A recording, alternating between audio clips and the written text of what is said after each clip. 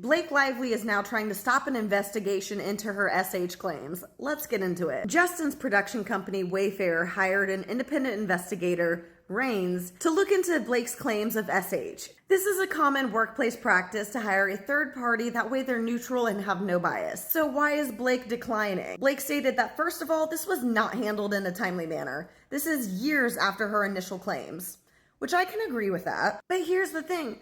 She even states in here that indeed you stated that this delay was one of the issues you would be investigating. So if they're going to be looking into it, then what's your issue? Her second reason is that an investigation must be thorough. Because the Rains team can't force anyone to speak with them, that was one of her reasons, and that they may have to rely on Wayfair's documents.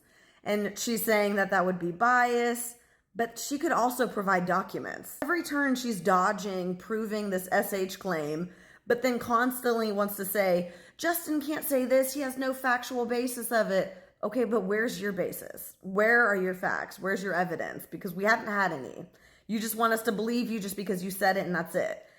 There's no way in reality that that can work. Blake doubled down yet again that the smear campaign is designed to be untraceable. That's a really great way to say that something that you are just pretending is really happening.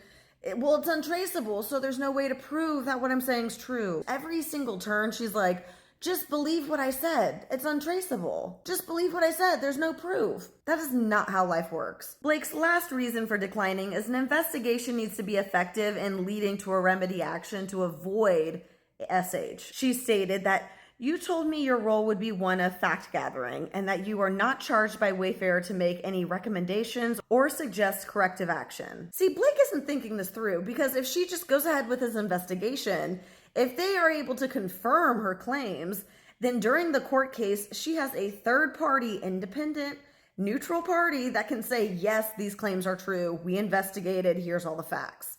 And that would help her case. So why is she trying to deny this? Oh, because she can't manipulate and control the narrative. Blake goes on to say, you told me that it would be up to Wayfair whether to release any report or to bury it under a claim of attorney-client privilege. She has some nerve to be like, well, you might use this, you might bury it under attorney privilege.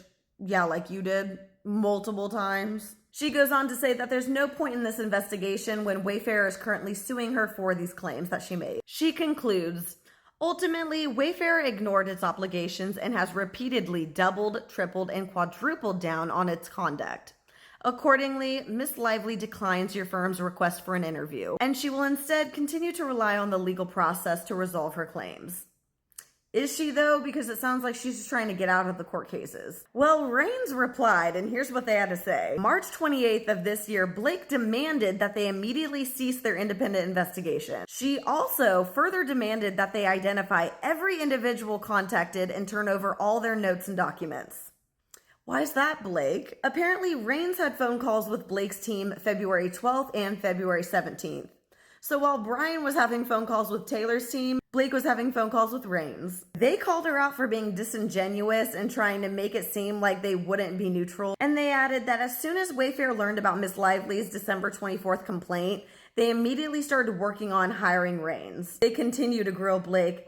Your allegation that we have misrepresented ourselves to witness is not only factually incorrect, it is reckless. That seems to be a hobby of Blake's. They stated, even if Wayfair were to waive attorney-client privilege, that would not and could not compel the production of attorney work product, which the investigation attorneys hold. Rains concluded that they're going to continue their investigation unless there's a court order. What do you guys think of all of this? As always, this is all alleged, so take it with a grain of salt and follow me for more.